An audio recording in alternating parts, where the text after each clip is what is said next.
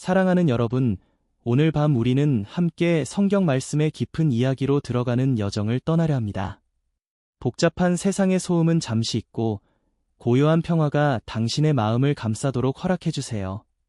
우리는 함께 아주 먼 옛날 믿음과 순종이 거대한 구원의 방주를 만들었던 시대로 시간 여행을 떠날 것입니다. 오늘 이야기는 바로 방주 만들기, 고퍼나무와 고대 도구의 부드러운 소리입니다. 마치 당신이 그곳에 있는 것처럼 부드러운 나뭇결을 만지고 흙냄새를 맡으며 오래된 도구들이 내는 정겨운 소리를 들을 수 있도록 안내해 드릴게요. 때로는 가장 단순한 소리가 가장 깊은 울림을 주기도 합니다.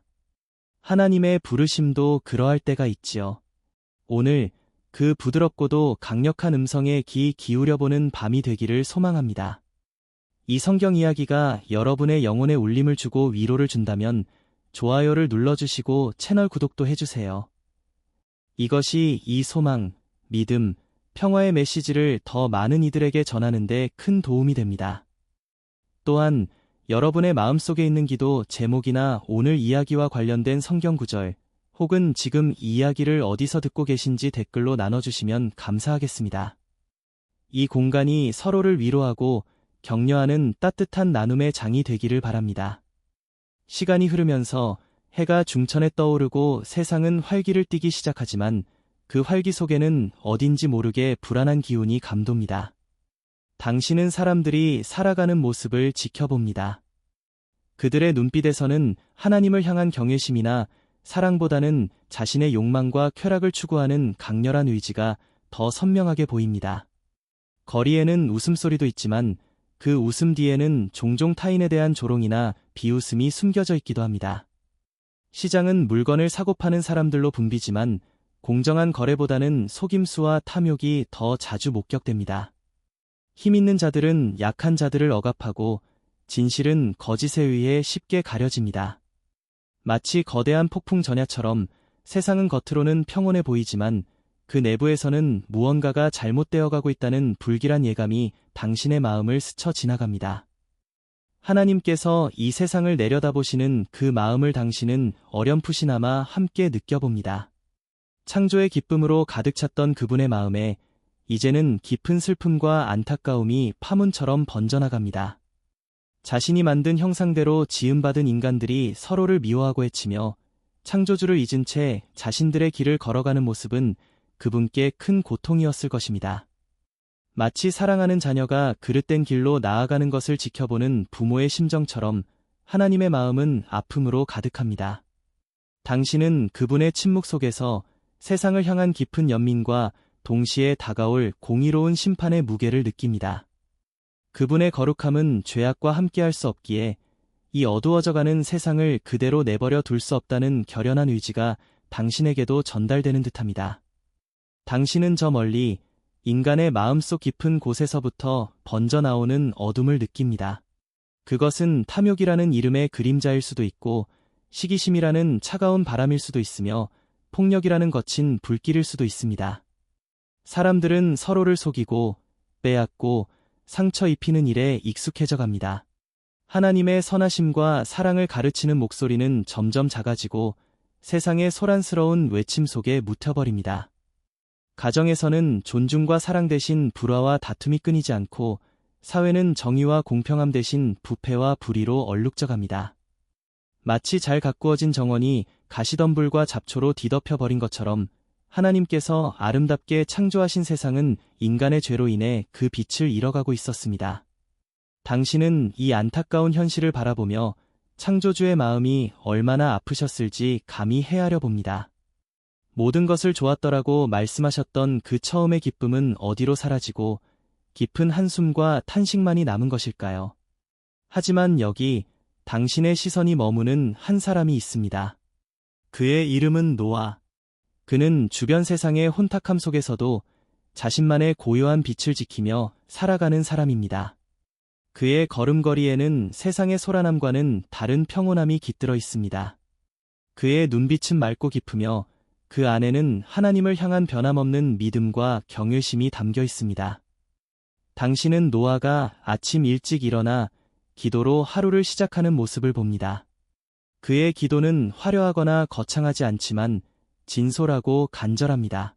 그는 들판에서 땀 흘려 일하며 가족을 부양하고 이웃들에게는 정직하고 친절하게 대합니다.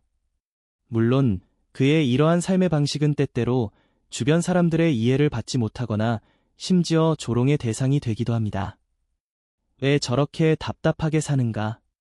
세상 물정 모르는 사람이라는 수군거림이 그의 등 뒤에서 들려오기도 하지만 노아는 묵묵히 자신의 길을 걸어갑니다. 그는 세상의 평가나 인정보다는 하나님의 시선을 더 중요하게 여기는 사람이기 때문입니다. 그의 삶은 마치 어두운 밤하늘에 빛나는 별처럼 주변의 어둠이 깊을수록 더욱 선명하게 그 존재감을 드러냅니다. 그리고 이어지는 하나님의 명령은 더욱 놀랍고 충격적입니다. 너는 고퍼나무로 너를 위하여 방주를 만들되 그 안에 칸들을 막고 역청을 그 안팎에 칠하라. 내가 만들 방주는 이러하니 그 길이는 300규빗, 너비는 50규빗, 높이는 30규빗이라. 거기에 창을 내되 위에서부터 한 규빗에 내고 그 문은 옆으로 내고 상중 하 3층으로 할지니라. 당신은 노아가 이 엄청난 규모의 배를 상상하며 입을 다물지 못하는 모습을 봅니다. 300규빗이면 오늘날의 미터법으로 환산하면 약 135미터, 아파트 40층 높이에 육박하는 길이입니다. 너비는 약 23미터, 높이는 약 13.5미터. 이것은 단순한 배가 아니라 거대한 건축물, 떠다니는 요새와도 같습니다. 그것도 배를 만들어 본 경험이 전혀 없는 노아에게 이전에 한 번도 본 적 없는 거대한 홍수를 대비하라는 명령과 함께 주어졌습니다. 당신은 이 순간 노아가 느꼈을 엄청난 중압감과 막막함을 고스란히 느낍니다. 내가 과연 이 일을 해낼 수 있을까? 어떻게 이 거대한 방주를 만들 수 있단 말인가? 그의 마음속에는 수많은 의문과 두려움이 소용돌이쳤을 것입니다. 하나님께서는 계속해서 말씀하십니다. 내가 홍수를 땅에 일으켜 무릇 생명의 기운이 있는 모든 육체를 천하에서 멸절하리니 땅에 있는 것들이 다 죽으리라.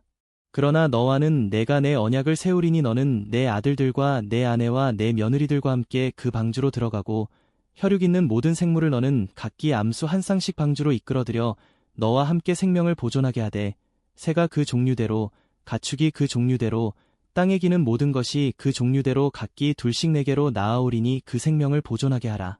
너는 먹을 모든 양식을 내게로 가져다가 저축하라.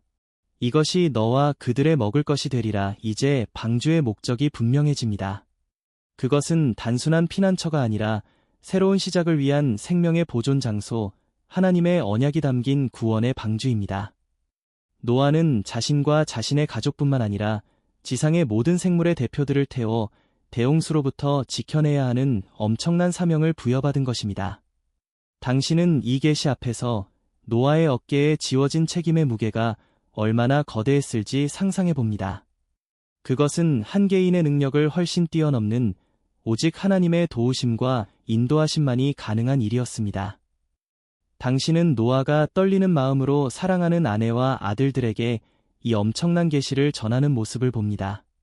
처음에는 믿기지 않는 표정, 어쩌면 당혹감마저 스쳐 지나갔을지도 모릅니다.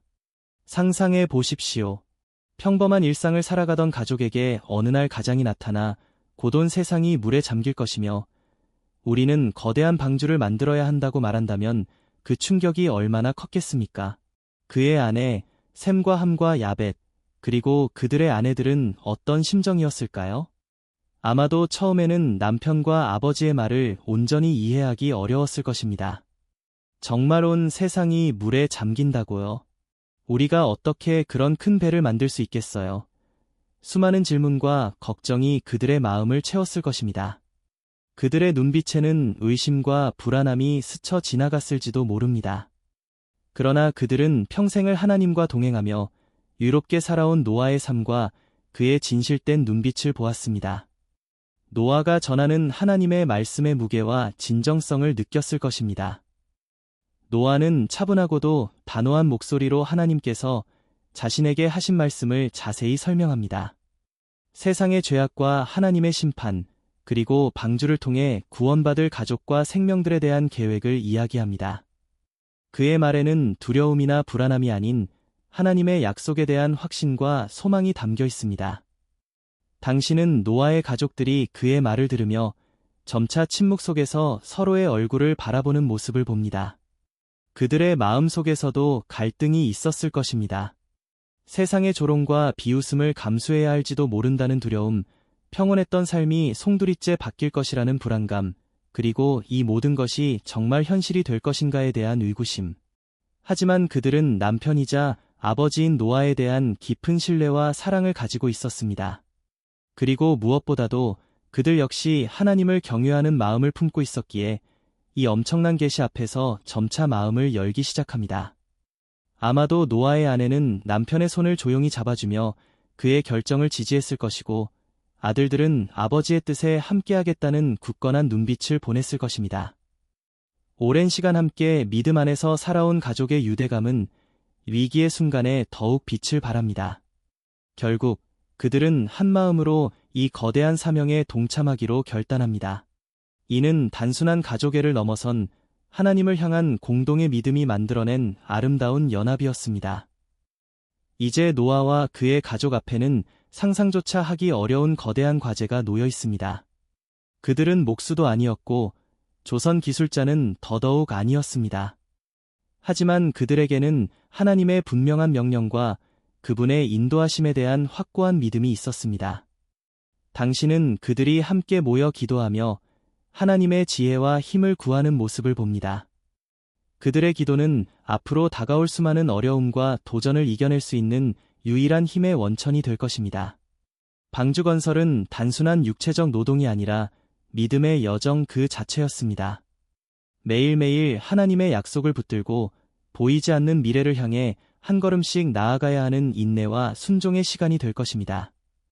하나님의 명령은 때때로 우리가 이해할 수 없는 방식으로 다가옵니다. 마치 노아에게 거대한 방주를 지으라고 하셨던 것처럼 말입니다. 우리의 이성과 경험으로는 도저히 납득하기 어려운 요구처럼 느껴질 때도 있습니다. 하지만 믿음이란 보이지 않는 것을 보는 눈이며 이해할 수 없는 것을 받아들이는 마음입니다.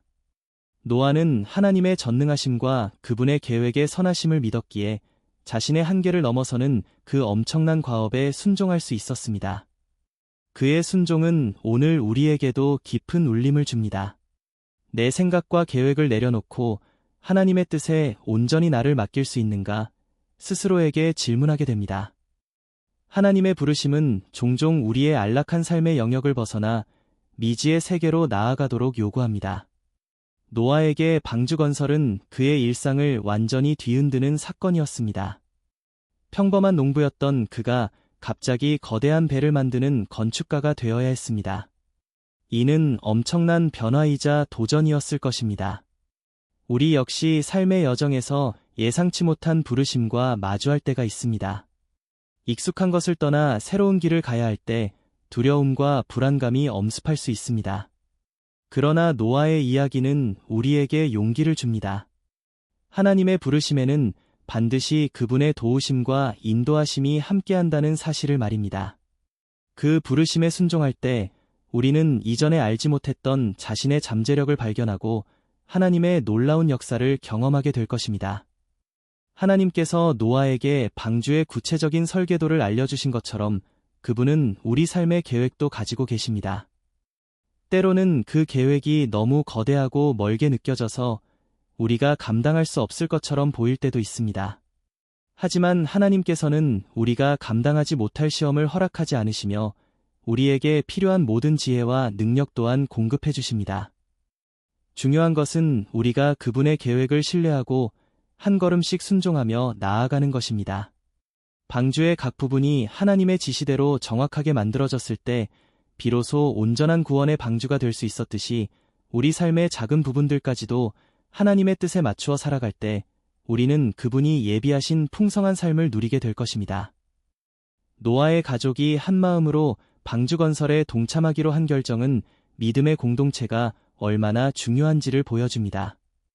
혼자서는 감당하기 어려운 일도 함께 기도하고 격려하며 협력할 때 능히 해낼 수 있습니다. 방주 건설은 수십 년이 걸리는 대역사였을 것입니다. 그 긴 시간 동안 서로에게 힘이 되어주고 때로는 지치고 낙심할 때 다시 일어설 수 있도록 붙들어주는 가족 공동체가 있었기에 노아는 그 사명을 완수할 수 있었을 것입니다. 우리 역시 신앙의 여정에서 믿음의 동역자들과 함께할 때 더욱 굳건하게 서서 하나님의 일을 감당할 수 있습니다. 서로 사랑하고 섬기며 함께 하나님의 나라를 세워가는 아름다운 공동체를 이루어가는 것이 중요합니다. 하나님의 심판에 대한 말씀은 우리에게 두려움을 주기도 하지만 동시에 그분의 공의로우심과 거룩하심을 깨닫게 합니다. 하나님은 사랑이시지만 동시에 죄를 용납하지 않으시는 분입니다. 세상의 죄악이 관영할 때 그분은 반드시 개입하시고 바로잡으십니다. 노아 시대의 홍수 심판은 우리에게 죄의 결과가 얼마나 무서운지를 보여주는 동시에 회개하고 하나님께로 돌아올 기회를 놓치지 말아야 한다는 경고의 메시지를 전달합니다. 우리는 이 땅에 살면서 늘 깨어 있어 죄의 유혹을 멀리하고 하나님의 뜻을 따라 살아가도록 힘써야 합니다. 노아가 방주를 짓기 시작했을 때 주변 사람들의 반응은 어떠했을까요? 아마도 대부분은 그를 비웃고 조롱했을 것입니다. 맑고 쾌청한 날씨에 거대한 배를 짓는 모습은 어리석게 보였을 것입니다. 저 늙은이가 드디어 정신이 나갔군. 홍수라니, 말도 안 되는 소리. 수많은 비난과 손가락질이 그와 그의 가족을 향했을 것입니다. 그럼에도 불구하고 노아는 묵묵히 하나님의 명령을 따랐습니다.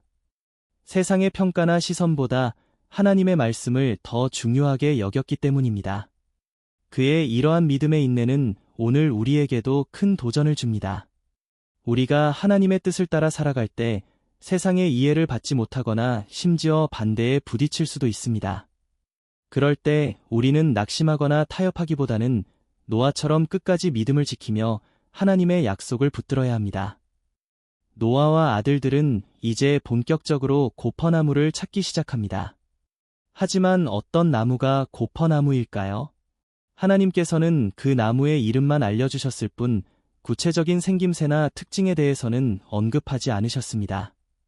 어쩌면 노아는 꿈이나 환상을 통해 그 나무의 형상을 보았을 수도 있고 혹은 마음속 깊은 곳에서 오는 영적인 직감으로 그 나무를 알아볼 수 있도록 하나님께서 준비하셨을지도 모릅니다. 당신은 그들이 숲속을 헤치며 나아가는 모습을 지켜봅니다. 샘은 예리한 눈으로 나무들의 잎사귀와 수피를 살피고 함은 강인한 체력으로 앞장서서 덩굴을 걷어내며 길을 엽니다. 야벳은 신중하게 주변 지형을 살피며 혹시 모를 위험에 대비합니다. 노아는 그들 뒤에서 전체적인 상황을 살피며 끊임없이 하나님께 지혜를 구합니다. 며칠이 지나도록 그들은 고퍼나무를 찾지 못합니다. 지치고 낙심하는 마음이 스며들 법도 하지만 노아의 얼굴에는 여전히 평온함과 확신이 어려 있습니다. 그는 아들들에게 말합니다. 하나님께서 우리에게 이 일을 명하셨다면 반드시 그 일을 이룰 수 있도록 모든 것을 예비해 두셨을 것이다. 우리의 조급함으로 하나님의 때를 앞서려 하지 말고 인내하며 그분의 인도하심을 기다리자. 그의 말은 지친 아들들에게 새로운 힘을 줍니다. 그들은 다시 한번 마음을 다잡고 서로를 격려하며 탐색을 계속합니다. 당신은 이 과정을 통해 믿음이란 보이지 않는 것을 신뢰하며 끝까지 포기하지 않는 인내임을 깨닫습니다. 당장의 결과가 보이지 않더라도 하나님의 약속을 굳게 붙들고 나아갈 때 마침내 그분의 뜻이 이루어지는 것을 보게 될 것입니다. 당신은 그들이 한 그루의 고퍼나무 아래에 둘러앉아 감사의 기도를 드리는 모습을 봅니다. 오, 하나님 아버지, 저희의 미약한 눈을 열어 이 거룩한 나무들을 발견하게 하시니 감사드립니다. 당신의 신실하심과 인도하심이 아니었다면 저희는 이 깊은 숲속에서 길을 잃고 헤매었을 것입니다. 이제 이 나무들로 당신께서 명하신 방주를 짓고자 하오니 저희에게 지혜와 힘을 더하여 주시고 모든 과정 가운데 함께하여 주옵소서. 노아의 기도는 단순하지만 진심이 담겨 있습니다. 그의 기도에 아들들도 아멘으로 화답합니다. 그들의 마음은 하나님의 은혜에 대한 감사와 앞으로 감당해야 할 사명에 대한 새로운 결의로 가득 찹니다. 이 고퍼나무 숲은 이제 단순한 숲이 아니라 하나님의 구원 계획이 시작되는 거룩한 장소가 되었습니다. 당신은 노아와 그의 아들들이 고퍼나무 숲에서 돌아와 이제 본격적으로 방주 건설을 준비하는 모습에 함께합니다. 그들의 마음속에는 고퍼나무를 발견했을 때의 감사와 감격이 여전히 남아있지만 동시에 눈앞에 놓인 엄청난 규모의 작업에 대한 현실적인 무게감도 느끼고 있습니다. 그들이 확보한 고퍼나무는 방주를 짓기에 충분한 양이었지만 그 나무들은 여전히 숲속의 거대한 모습으로 서 있을 뿐입니다. 그것들을 베어내고 운반하고 하나님의 설계도에 따라 정확한 크기와 모양으로 다듬는 일은 상상만으로도 벅찬 과제입니다. 그들에게는 현대적인 기계 장비도 숙련된 목수들의 도움도 없습니다. 오직 하나님께서 주신 지혜와 그들의 맨손, 그리고 소박한 고대 도구들 뿐입니다. 하지만 그들의 눈빛에는 두려움보다는 오히려 새로운 결의와 기대감이 서려 있습니다. 하나님께서 함께 하신다는 믿음이 그들의 가장 강력한 도구이자 원동력이기 때문입니다. 방주가 건설될 장소는 아마도 노아의 집에서 멀지 않은 넓고 평탄한 곳이었을 것입니다. 홍수가 났을 때 방주가 쉽게 물에 뜰 수 있으면서도 육지에서는 안정적으로 작업을 진행할 수 있는 그런 곳. 당신은 노아와 그의 아들들이 건설 현장을 정비하고 작업 공간을 마련하는 모습을 봅니다. 주변의 잡목을 제거하고 땅을 고르며 앞으로 수십 년 동안 그들의 삶의 중심이 될 이곳을 준비합니다. 그의 아내와 며느리들도 분주하게 움직입니다. 그들은 남자들이 작업에 전념할 수 있도록 식사와 물을 준비하고 필요한 물품들을 정리하며 때로는 가벼운 작업을 돕기도 합니다. 방주 건설은 단순히 남자들만의 일이 아니라 온 가족이 함께 참여하는 거대한 믿음의 프로젝트였습니다. 건설 현장에는 이제 하나둘씩 거대한 고퍼나무 통나무들이 쌓이기 시작합니다. 이제 이 통나무들을 방주의 설계도에 맞게 다듬고 재단하는 작업이 이어집니다. 하나님께서는 노아에게 방주의 길이, 너비, 높이를 구체적으로 알려주셨습니다. 길이는 300규빗, 너비는 50규빗, 높이는 30규빗. 이 치수대로 정확하게 나무를 자르고 이어 붙여야 합니다. 당신은 노아가 긴 아마줄이나 혹은 나무 막대를 이용하여 길이를 재고 표시하는 모습을 봅니다. 그의 표정은 진지하고 신중합니다. 작은 오차라도 생기면 방주의 전체 구조에 영향을 미칠 수 있기 때문입니다. 한편에서는 하미 도끼와 자기를 이용하여 통나무의 거친 표면을 다듬거나 나무들을 서로 연결하기 위한 홈이나 장부를 파는 작업을 합니다. 자기는 도끼와 비슷하게 생겼지만 날이 가로로 달려 있어 나무 표면을 깎아내거나 모양을 만드는 데 사용되는 도구입니다. 퍽, 퍽 하는 자기질 소리와 함께 나무 조각들이 경쾌하게 튀어나갑니다. 함에 숙련된 손놀림에 따라 울퉁불퉁했던 통나무의 표면이 점차 매끄러워지고 방주의 골격을 이루게 될 각진 기둥과 대들보의 형태가 갖추어져 갑니다. 이 모든 작업 과정에서 그들은 하나님께서 주신 지혜에 의지하며 이전에 해본 적 없는 일들을 하나씩 배워나갑니다. 어쩌면 꿈속에서 혹은 기도 중에 하나님께서 그들에게 필요한 기술과 아이디어를 가르쳐 주셨을지도 모릅니다. 방주의 기초를 놓는 작업은 특히 중요했을 것입니다. 거대한 방주 전체의 무게를 지탱하고 홍수의 거친 물살 속에서도 안정성을 유지해야 하기 때문입니다.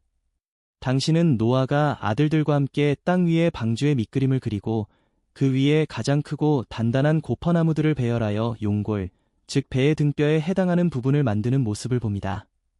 그들은 나무와 나무를 연결하기 위해 나무못을 사용하거나 혹은 정교하게 홈을 파서 끼워 맞추는 방식을 사용했을 것입니다. 탕, 탕, 탕 하는 망치 소리가 건설 현장에 규칙적으로 울려 퍼집니다. 나무못이 단단한 고퍼나무 속으로 박혀 들어갈 때마다 방주는 조금씩 그 형태를 갖추어 갑니다. 이 소리는 단순한 망치 소리가 아니라 믿음의 집이 세워지는 소리, 구원의 약속이 실현되어 가는 소리처럼 들립니다. 시간이 흐르면서 방주의 골격이 점차 하늘을 향해 솟아오릅니다. 거대한 기둥들이 세워지고 그 위로 대들보들이 얹히며 방주의 윤곽이 드러나기 시작합니다. 당신은 이 거대한 목조 구조물을 보며 경외감을 느낍니다. 이것은 한 가족의 힘만으로는 도저히 불가능해 보이는 대역사입니다. 하지만 그들은 매일매일 꾸준히 하나님의 인도하심을 따라 한 걸음씩 나아가고 있습니다. 아침 일찍부터 해가 질 때까지 그들의 이마에는 땀방울이 마를 날이 없고 손에는 굳은 살이 박힙니다. 때로는 작업이 계획대로 진행되지 않아 답답함을 느끼기도 하고 때로는 예상치 못한 어려움에 부딪혀 낙심할 때도 있었을 것입니다. 하지만 그럴 때마다 노아는 가족들을 모아 함께 기도하고 하나님의 약속을 다시 한번 상기시키며 용기를 북돋아 주었을 것입니다. 우리가 이 일을 하는 것은 우리 자신을 위함이 아니라 하나님의 영광과 그분의 구원 계획을 이루기 위함이다. 그분께서 시작하신 일이니 반드시 그분께서 마치게 하실 것이다. 오랜 세월 동안 신학자들과 역사가들은 노아가 방주를 짓는데 얼마나 많은 시간이 걸렸을지에 대해 다양한 의견을 제시해왔습니다. 성경은 그 정확한 기간을 명시하지 않지만 많은 이들은 수십 년, 어쩌면 100년 가까이 걸렸을 것이라고 추정합니다. 그 긴 시간 동안 노아와 그의 가족은 세상의 불신과 조롱 속에서도 묵묵히 하나님의 명령을 수행해야 했습니다. 상상해 보십시오.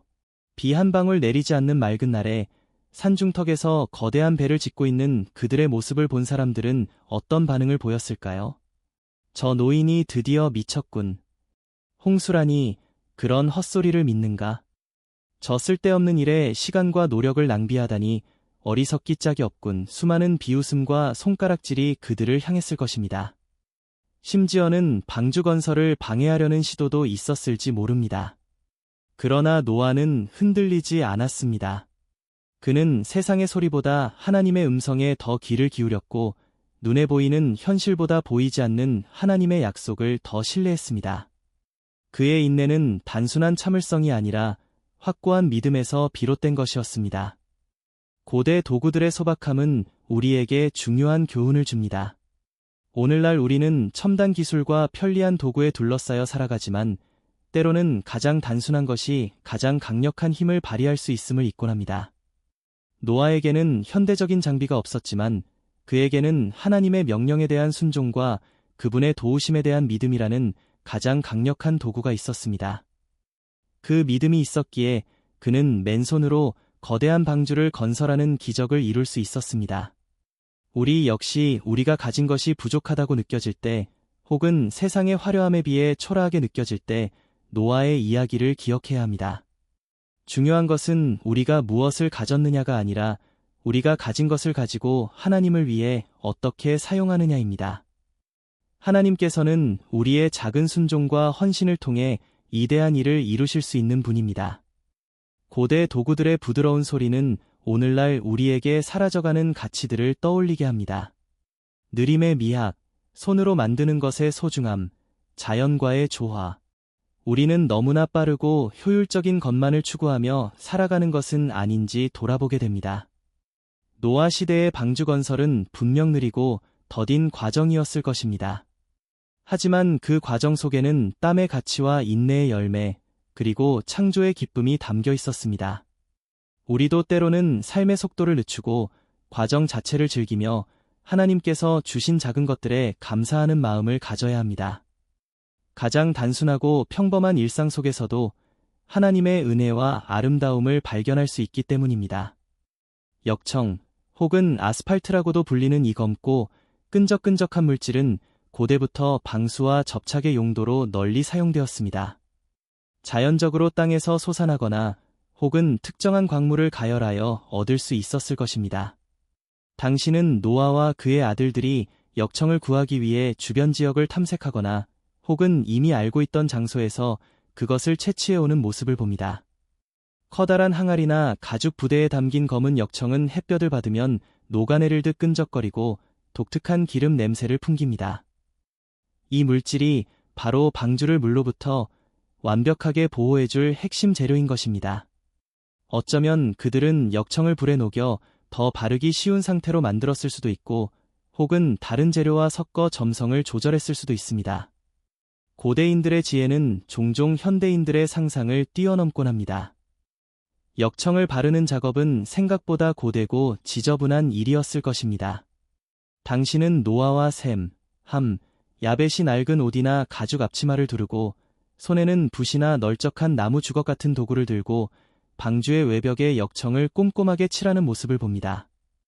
햇볕 아래에서 역청은 금방이라도 녹아내릴 듯 뜨겁고 그 냄새는 코를 찌릅니다. 그들의 팔과 얼굴, 옷에는 검은 역청이 얼룩덜룩 묻어납니다.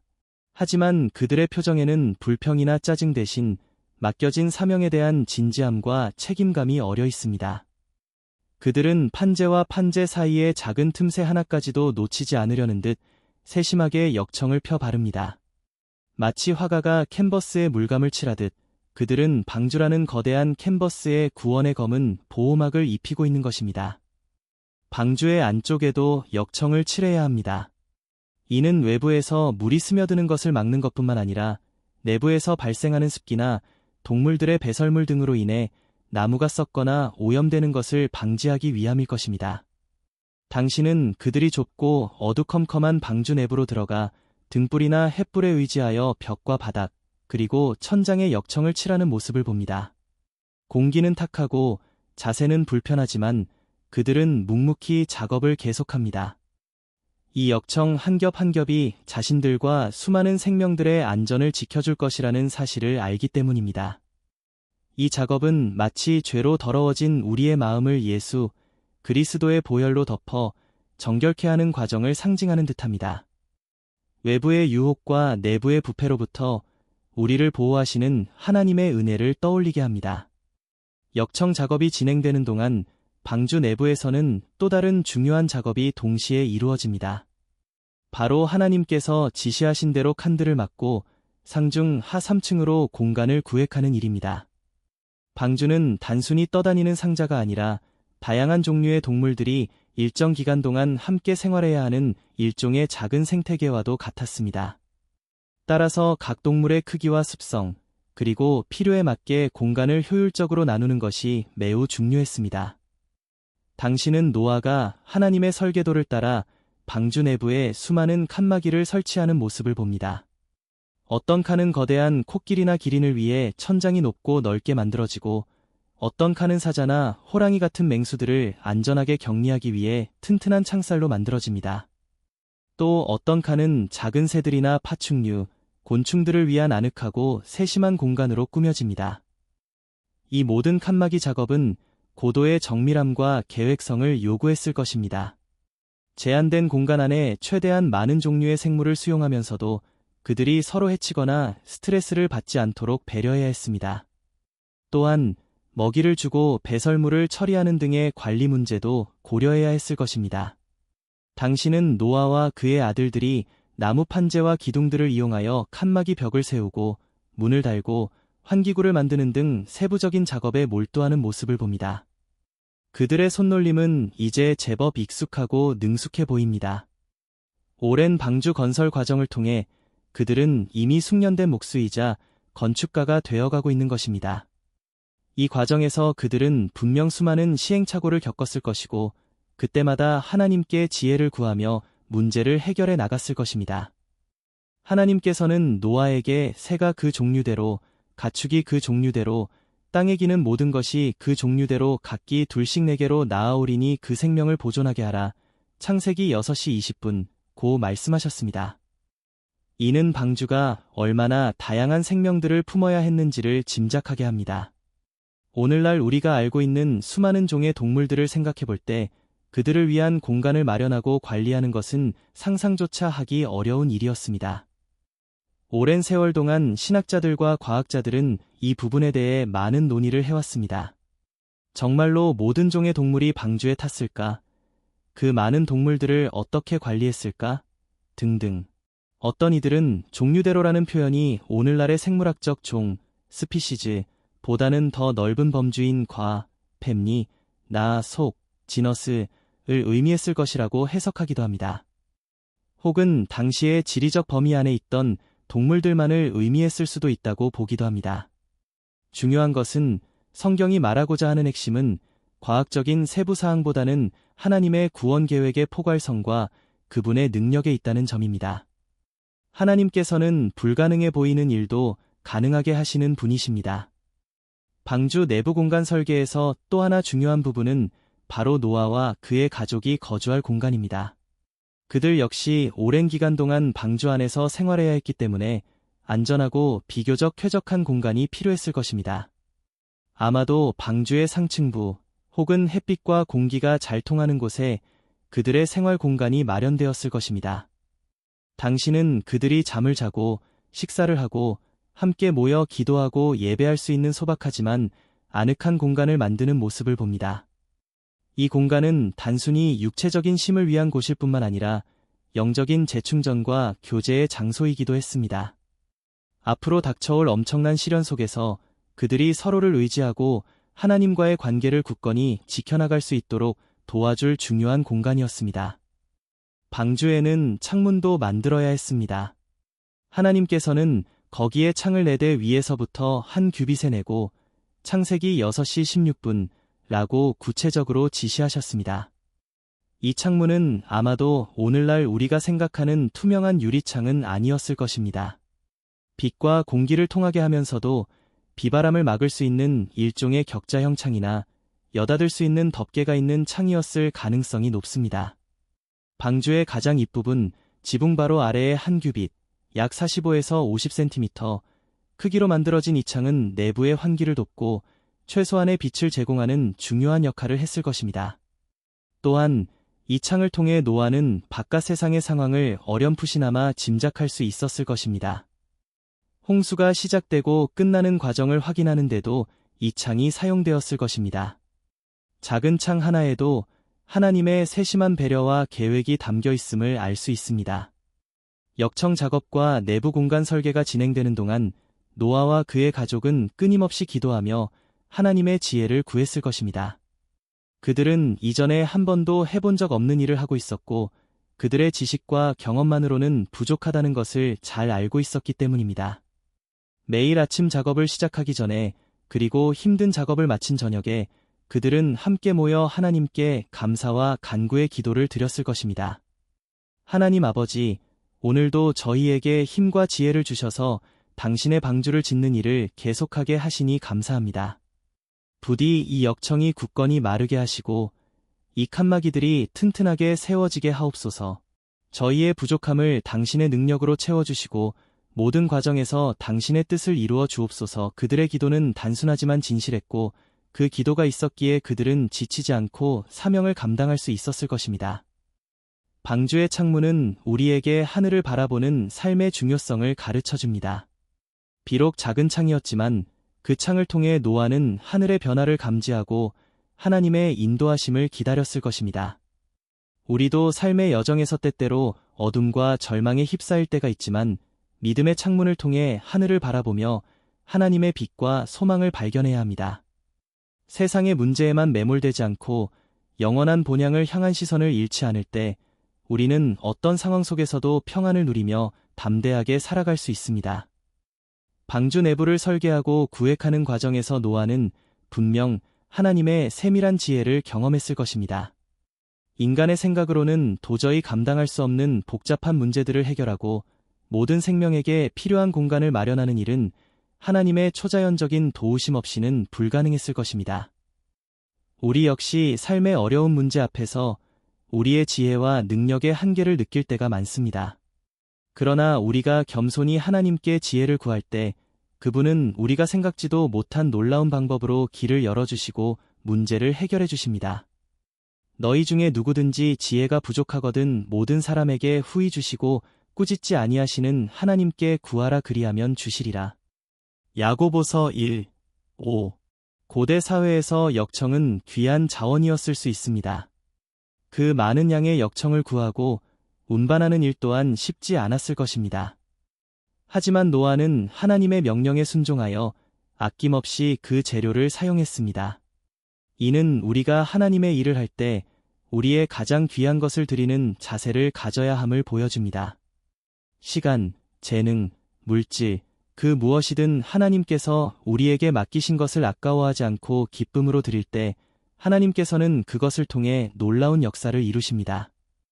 우리의 작은 헌신이 하나님의 나라를 확장하고 생명을 살리는데 귀하게 쓰임받을 수 있음을 기억해야 합니다.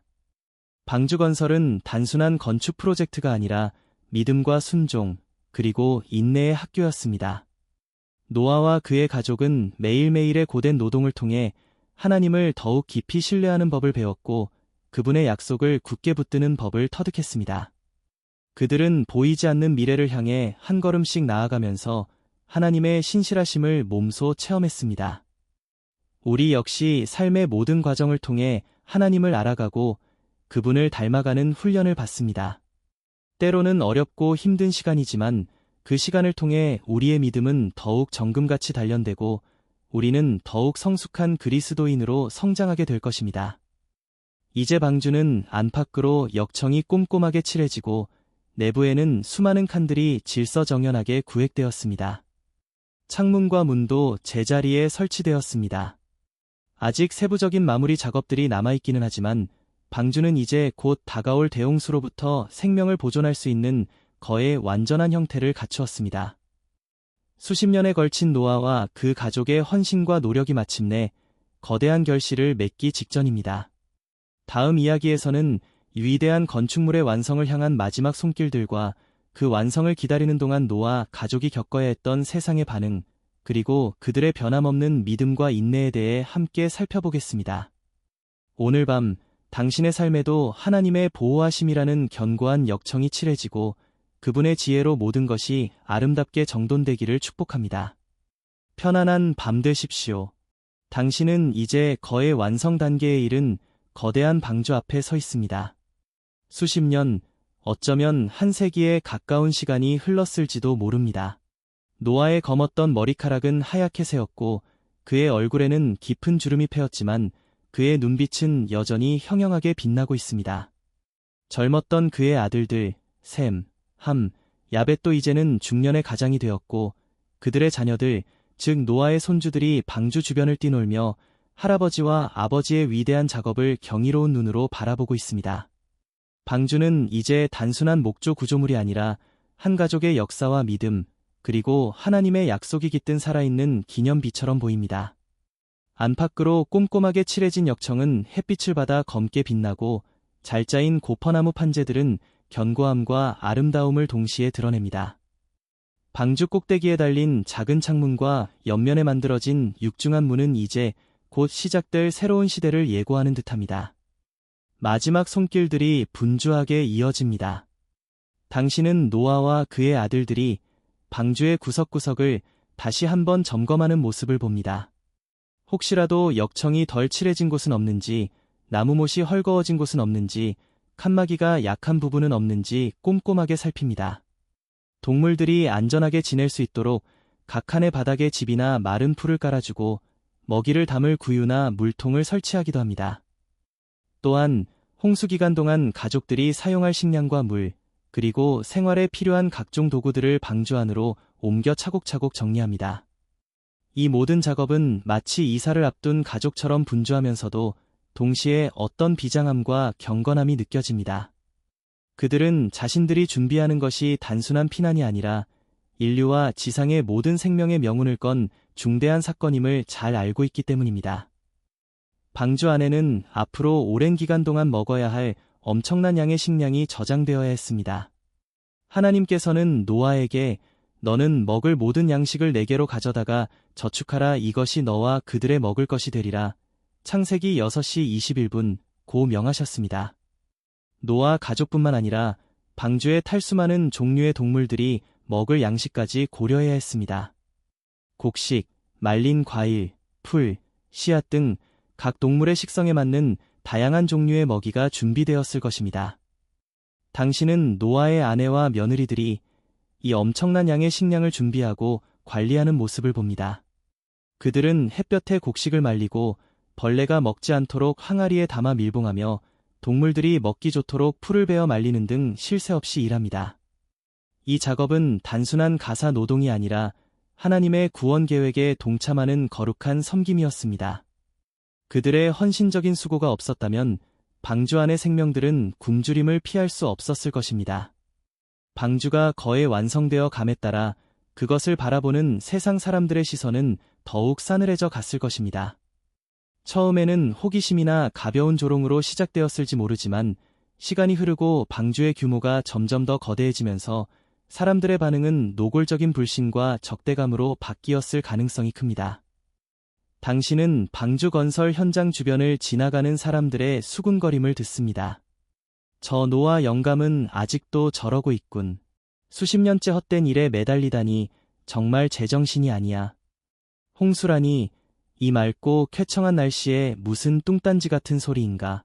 저 배가 물에 뜰 날이 오기는 할까. 심지어 어떤 이들은 노아와 그의 가족을 향해 돌을 던지거나 욕설을 퍼붓기도 했을 것입니다. 그들의 눈에는 노아의 행동이 어리석음을 넘어 광기로 비쳤을 것입니다. 당시 세상은 폭력과 타락이 만연했고 하나님의 경고를 비웃으며 자신들의 죄악된 삶을 즐기는데 여념이 없었습니다. 베드로는 훗날 이 시기에 대해 옛적에 노아의 날 방주 예비할 동안 하나님이 오래 참고 기다리실 때에 순종치 아니하던 자들이라 베드로전서 3시 20분 고 기록했습니다. 이는 노아가 단순히 방주만 지은 것이 아니라 그 기간 동안 사람들에게 다가올 심판을 경고하고 회개를 촉구하는 의유를 전파하는 베드로후서 2, 5 역할도 감당했음을 시사합니다. 당신은 노아가 때때로 방주 건설을 멈추고 주변 사람들에게 하나님의 메시지를 전하는 모습을 상상해 봅니다. 그의 목소리는 간절하고도 단호했을 것입니다. 여러분, 돌이키십시오. 이 세상의 죄악으로 인해 하나님의 심판이 임박했습니다. 하나님께서는 저에게 방주를 만들라고 명하셨고 이 방주만이 유일한 구원의 길입니다. 지금이라도 늦지 않았으니 회개하고 하나님께로 돌아오십시오. 그러나 대부분의 사람들은 그의 말을 귀담아 듣지 않았을 것입니다. 오히려 그를 비웃고 조롱하며 그의 경고를 무시했을 것입니다. 마치 롯이 소돔과 고모라의 멸망을 경고했을 때 그의 사위들이 농담으로 여겼던 것처럼 말입니다. 창세기 19시 14분. 이러한 세상의 반응 속에서 노아와 그의 가족이 믿음을 지키고 묵묵히 자신들의 사명을 감당하는 것은 결코 쉽지 않았을 것입니다. 매일같이 쏟아지는 비난과 조롱은 그들의 마음을 아프게 하고 지치게 했을 것입니다. 때로는 정말 우리가 옳은 길을 가고 있는 것일까? 혹시 우리만 이렇게 바보처럼 살고 있는 것은 아닐까? 하는 인간적인 의심과 회의가 고개를 들었을지도 모릅니다. 특히 젊은 세대였던 노아의 아들들이나 며느리들은 동년배들의 화려하고 자유분방한 삶과 자신들의 고되고 예로운 삶을 비교하며 갈등했을 수도 있습니다. 하지만 그들은 그때마다 가장인 노아의 확고한 믿음과 격려, 그리고 무엇보다도 하나님과의 개인적인 관계를 통해 다시 힘을 얻었을 것입니다. 그들은 보이지 않는 하나님의 약속을 보이는 세상의 현실보다 더 신뢰하기로 선택한 것입니다. 이것이 바로 믿음의 본질입니다. 방주가 마침내 모든 준비를 마치고 이용을 드러냈을 때 그 모습은 얼마나 장엄했을까요? 길이 약 135m, 너비 약 23m, 높이 약 13.5m에 달하는 거대한 목조 구조물. 그것은 당시까지 인간이 만든 가장 큰 건축물 중 하나였을 것입니다. 마치 작은 산처럼 우뚝 솟아있는 방주는 주변의 모든 것을 압도하는 존재감을 뿜어냈을 것입니다. 하지만 그 웅장함 속에는 어딘지 모르게 슬픔과 비장함이 함께 서려 있었습니다. 이 거대한 방주가 필요하다는 것 자체가 곧 세상의 종말을 의미했기 때문입니다. 노아와 그의 가족은 자신들이 만든 위대한 작품을 바라보면서 기쁨과 동시에 다가올 심판에 대한 두려움과 안타까움을 느꼈을 것입니다. 이제 모든 준비가 끝났습니다. 방주는 완성되었고 식량과 물도 충분히 저장되었습니다. 노아와 그의 가족은 하나님의 다음 명령을 기다립니다. 그 기다림의 시간은 얼마나 길고 긴장되었을까요? 마치 폭풍 전야의 고요함처럼 세상은 여전히 평온해 보이지만 그들만이 다가올 거대한 변화를 감지하고 있습니다. 당신은 노아가 매일 아침 동쪽 하늘을 바라보며 하나님의 신호를 기다리는 모습을 봅니다. 그의 마음속에는 이제 곧 시작될 것이다라는 예감과 함께 마지막까지 한 영혼이라도 더 구원받기를 바라는 간절함이 교차했을 것입니다. 그러나 시간은 무심하게 흘러가고 세상은 여전히 변함없이 돌아가는 것처럼 보입니다. 사람들은 여전히 먹고 마시고 장가가고 시집가며 노아의 경고를 비웃습니다. 그러던 어느 날 드디어 하나님께서 노아에게 말씀하십니다. 너와 내 온 집은 방주로 들어가라. 이 세대에서 내가 내 앞에 의로움을 내가 보았음이니라. 창세기 7, 1. 그리고 이어서 정결한 짐승은 암수 7씩, 부정한 짐승은 암수 2씩, 공중의 새도 암수 7씩 방주로 이끌어들여 그 씨를 온 지면에 유전하게 하라고 구체적으로 지시하십니다. 이 명령은 이제 정말로 심판의 날이 임박했음을 알리는 신호였습니다. 당신은 노아가 이 말씀을 듣고 그의 가족들을 모아 하나님의 지시를 전달하는 모습을 봅니다. 그들의 얼굴에는 긴장감과 함께 오랜 기다림 끝에 마침내 때가 이르렀다는 안도감이 교차합니다. 이제 그들이 수십 년 동안 준비해온 모든 것이 결실을 맺을 시간이 온 것입니다. 가장 놀라운 광경 중 하나는 바로 동물들이 방주로 나아오는 장면이었을 것입니다. 성경은 새가 그 종류대로, 가축이 그 종류대로, 땅에 기는 모든 것이 그 종류대로 각기 둘씩 내게로 나아오리니 창세기 6시 20분 라고 기록하고 있습니다. 이는 노아가 일일이 동물들을 찾아다니며 잡아온 것이 아니라 하나님께서 초자연적인 방법으로 동물들을 방주로 이끄셨음을 의미합니다. 당신은 상상해 봅니다. 사자와 양이 함께, 독수리와 비둘기가 함께, 온갖 종류의 짐승과 새와 파충류들이 마치 보이지 않는 힘에 이끌리듯 질서정연하게 방주를 향해 나아오는 모습을 말입니다. 어떤 동물은 멀리 아프리카에서, 어떤 동물은 깊은 숲속에서, 어떤 동물은 높은 산에서 왔을지도 모릅니다. 그들은 서로 다투거나 해치지 않고 마치 하나님의 명령에 순종하는 군대처럼 조용히 방주 안으로 들어갑니다. 이 광경을 지켜보는 세상 사람들은 얼마나 놀라고 두려웠을까요? 어쩌면 그때서야 비로소 노아의 말이 진실이었음을 깨달은 사람들도 있었을지 모릅니다. 하지만 때는 이미 늦었을지도 모릅니다. 노아와 그의 아들들은 방주문 앞에서 동물들을 맞이하며 각 칸으로 안내합니다. 이 작업 또한 엄청난 인내와 지혜를 요구했을 것입니다. 수많은 종류의 동물들을 안전하게 수용하고 그들이 서로 해를 입히지 않도록 관리하는 것은 결코 쉬운 일이 아니었습니다. 하지만 하나님께서 함께 하셨기에 이 모든 것이 가능했습니다. 마침내 모든 지정된 동물들이 방주 안으로 들어오고 노아와 그의 아내, 그리고 세 아들과 며느리들, 총 8명의 가족이 마지막으로 방주에 오릅니다. 그들이 방주 안으로 들어서는 순간 그들의 등 뒤로는 세상과의 연결이 끊어지는 듯한 묵직한 느낌이 감돌았을 것입니다. 그리고 성경은 이렇게 기록합니다.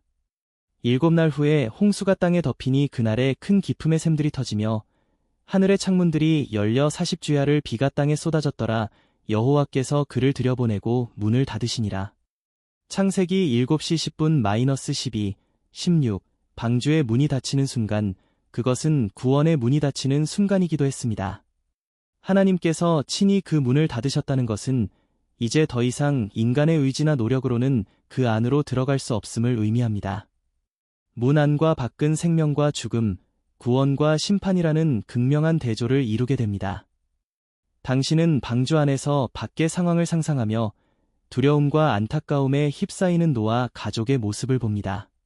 그리고 동시에 하나님의 보호하심 아래 안전하게 거하고 있다는 사실에 깊은 감사를 드립니다. 완성을 향한 마지막 손길은 우리에게 끈기와 성실함의 중요성을 가르쳐 줍니다. 위대한 일은 하루아침에 이루어지지 않습니다. 수많은 작은 노력과 헌신이 쌓이고 쌓여 마침내 큰 결실을 맺게 됩니다. 노아와 그의 가족은 수십 년 동안 변함없이 방주 건설에 매진했고 마지막 순간까지 최선을 다해 모든 준비를 마쳤습니다. 우리 역시 우리의 삶 속에서 하나님께서 맡기신 사명을 감당할 때 단기적인 결과에 일희일비하지 않고 꾸준히 성실하게 나아가는 자세가 필요합니다. 세상의 조롱과 불신 속에서도 믿음을 지킨 노아의 모습은 우리에게 큰 도전과 위로를 줍니다. 하나님의 뜻을 따라 살아갈 때 우리는 종종 세상의 이해를 받지 못하거나 심지어 반대에 부딪힐 수 있습니다. 그럴 때 우리는 낙심하거나 타협하기보다는 노아처럼 하나님의 약속을 굳게 붙들고 끝까지 믿음의 길을 걸어가야 합니다. 세상의 평가는 일시적이지만 하나님의 인정은 영원하기 때문입니다. 동물들이 스스로 방주로 나아온 기적은 하나님의 주권적인 능력과 그분의 창조 세계에 대한 사랑을 보여줍니다. 하나님께서는 인간의 죄로 인해 온 세상을 심판하시지만 동시에 그분의 피조물들을 보존하고 새로운 시작을 이루기 위한 계획을 가지고 계십니다. 모든 생명은 하나님께로부터 왔으며 그분은 모든 생명을 귀하게 여기십니다. 우리 역시 하나님의 창조 세계를 존중하고 보호해야 할 책임이 있음을 기억해야 합니다. 하나님께서 직접 방주의 문을 닫으신 사건은 구원의 주도권이 전적으로 하나님께 있음을 강조합니다. 인간은 스스로를 구원할 수 없으며 오직 하나님의 은혜와 선택만이 우리를 심판으로부터 건져낼 수 있습니다. 방주의 문이 닫히기 전에 그 안으로 들어간 노아와 그의 가족처럼 우리도 은혜의 시간이 끝나기 전에 구원의 방주이신 예수 그리스도께로 나아가야 합니다. 그 문은 아직 열려 있지만 언제 닫힐지는 아무도 알 수 없습니다. 기다림의 시간은 믿음을 시험하고 단련하는 과정입니다. 방주를 완성하고도 7일 동안 홍수를 기다려야 했던 노아의 심정은 어떠했을까요? 어쩌면 마지막 순간까지도 그의 믿음을 시험하는 시간이었을지도 모릅니다. 우리도 삶 속에서 하나님의 약속이 이루어지기를 기다리며 인내해야 할 때가 있습니다. 그 기다림의 시간이 때로는 길고 고통스럽게 느껴질지라도 하나님께서는 가장 좋은 때에 가장 좋은 방법으로 그분의 약속을 이루신다는 것을 신뢰해야 합니다. 노아가 의를 전파했지만 세상이 듣지 않았다는 사실은 인간의 완악함과 불순종의 심각성을 보여줍니다. 하나님께서는 오래 참고 기다리시며 회개의 기회를 주시지만 끝까지 그분의 초청을 거부하는 자들에게는 심판이 임할 수밖에 없습니다. 우리는 노아 시대 사람들의 어리석음을 반복하지 않도록 항상 깨어 하나님의 음성에 귀 기울이고 그분의 말씀에 순종하는 삶을 살아야 합니다. 방주 안의 8 식구는 새로운 인류의 시작을 의미합니다.